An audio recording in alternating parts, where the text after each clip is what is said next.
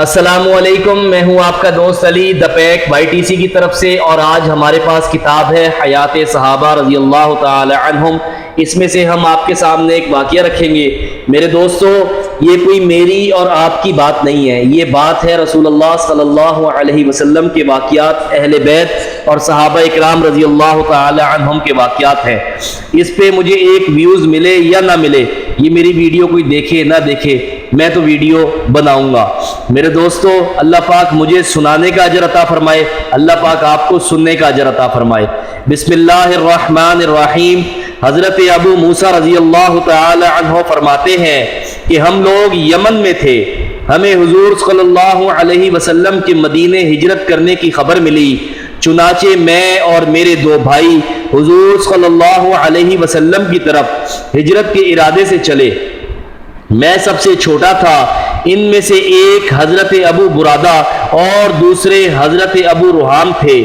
راوی کہتے ہیں کہ حضرت ابو موسیٰ نے یہ فرمایا کہ ہم اپنی قوم کے 50 سے کچھ اوپر آدمیوں میں تھے، یا فرمایا کہ ہم 53 آدمیوں میں تھے، یا یہ فرمایا ہم 52 آدمیوں میں تھے۔ ہم ایک کشتی پر سوار ہوئے، اس کشتی نے ہمیں نجاشی کے پاس حبشہ پہنچا دیا۔ وہاں ہمیں حضرت جعفر بن ابی طالب رضی اللہ تعالی عنہ ملے، ہم ان کے ساتھ وہاں ٹھہر گئے، یہاں تک کہ ہم اکٹھے ہی مدینے آئے۔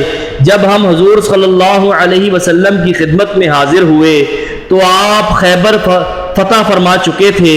ہم کشتی والوں کو بہت سے لوگ کہا کرتے تھے کہ ہم ہجرت میں تم سے آگے نکل گئے، یعنی ہم ہجرت کر کے پہلے مدینے آئے، تم مدینے بہت دیر سے پہنچے۔ حضرت عصمہ بنت عمیس رضی اللہ تعالی عنہا بھی ہمارے ساتھ آنے والوں میں سے تھیں۔ وہ حضور صلی اللہ علیہ وسلم کی زوجہ حضرت حفصہ رضی اللہ تعالی عنہا کو ملنے گئی۔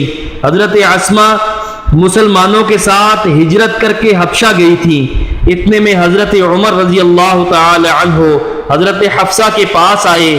حضرت عصمہ وہیں تھی۔ جب حضرت عمر نے حضرت عصمہ کو دیکھا تو پوچھا، یہ کون ہے؟ حضرت حفصہ نے کہا، یہ عصمہ بنت عمیس ہے۔ حضرت عمر نے کہا، یہ وہی حبشہ والی ہے، یہ وہی سمندر کا سفر کرنے والی ہے؟ حضرت عصمہ نے کہا، جی ہاں وہی ہے۔ حضرت عمر نے کہا، ہم ہجرت میں تم سے آگے نکل گئے، لہٰذا ہم تم سے زیادہ رسول اللہ صلی اللہ علیہ وسلم کے حقدار ہیں۔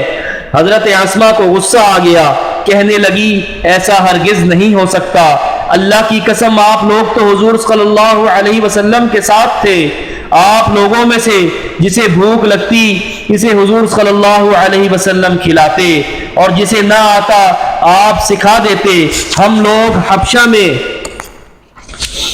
ایسی سرزمین میں تھے جہاں لوگ دین سے دور اور دین سے بغض رکھنے والے تھے، اور ہمیں یہ سب کچھ اللہ اور اس کے رسول صلی اللہ علیہ وسلم کی وجہ سے برداشت کرنا پڑا۔ اللہ کی قسم، میں اس وقت تک نہ کچھ کھاؤں گی اور نہ کچھ پیوں گی جب تک تم نے جو کچھ کہا ہے وہ حضور صلی اللہ علیہ وسلم کو بتا کر پوچھ نہ لوں، اور اللہ کی قسم نہ میں جھوٹ بولوں گی اور نہ میں ادھر ادھر کی باتیں کروں گی اور نہ میں اپنی طرف سے بات بڑھاؤں گی۔ جب حضور صلی اللہ علیہ وسلم تشریف لائے تو حضرت عصمہ نے عرض کیا، یا نبی اللہ، حضرت عمر نے ایسے اور ایسے کہا۔ حضور صلی اللہ علیہ وسلم نے فرمایا، پھر تم نے ان کو کیا جواب دیا؟ میں نے کہا کہ جواب میں نے یہ اور یہ کہا۔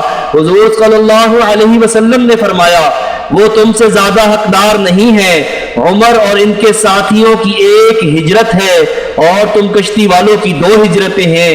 حضرت عصمہ فرماتی ہیں کہ حضرت ابو موسیٰ اور کشتی والوں کو میں نے دیکھا کہ وہ جماعتیں بن کر میرے پاس آتے اور مجھ سے یہ حدیث نبوی پوچھتے، اور حضور صلی اللہ علیہ وسلم نے ان کے بارے میں جو یہ فضیلت ارشاد فرمائی تھی، ان کو اس سے زیادہ نہ کسی چیز سے خوشی تھی اور نہ ان کے نزدیک اس سے زیادہ کوئی چیز بڑی تھی۔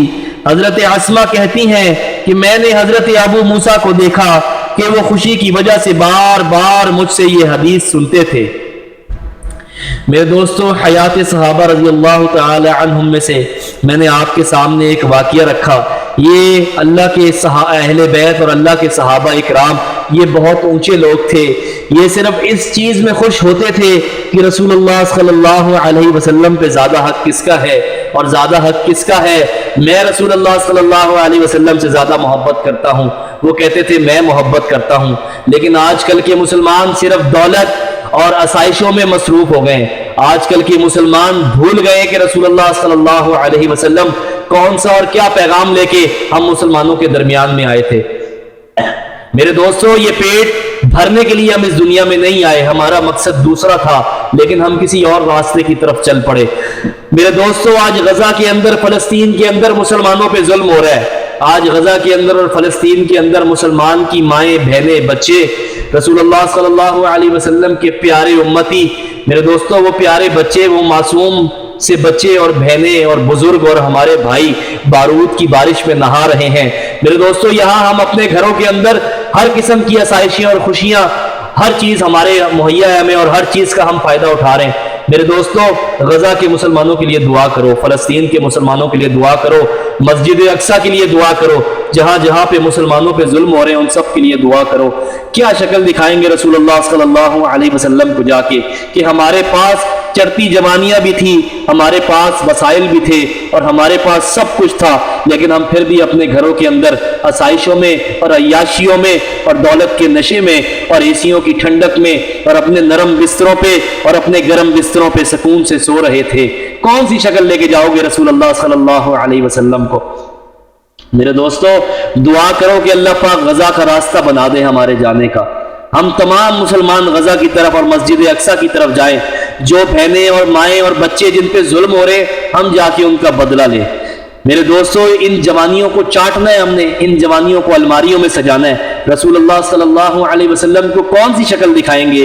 کون سا چہرہ لے کے رسول اللہ صلی اللہ علیہ وسلم کے سامنے جائیں گے؟ میرے دوستو، دعا کرو کہ اللہ پاک مجھے اور آپ کو اپنے راستے میں اور اپنے سامنے قبول فرما لے. ان جوانیوں کو ہم نے چاٹنا نہیں ہے. میرے دوستو، بستر کی موت بہت تکلیف دہ موت ہے اور اللہ کے راستے کی موت بہت مزیدار موت ہے. میرے دوستو، اللہ پاک ہمیں پاکستان کے لیے، ہمیں مسلمانوں کے لیے قبول فرمائے. اللہ پاک مجھے اور آپ کو اپنے راستے میں اور اپنے سامنے قبول فرمائے. اپنے بھائی کو اجازت دیجیے اگلی ویڈیو کے لیے. اللہ حافظ.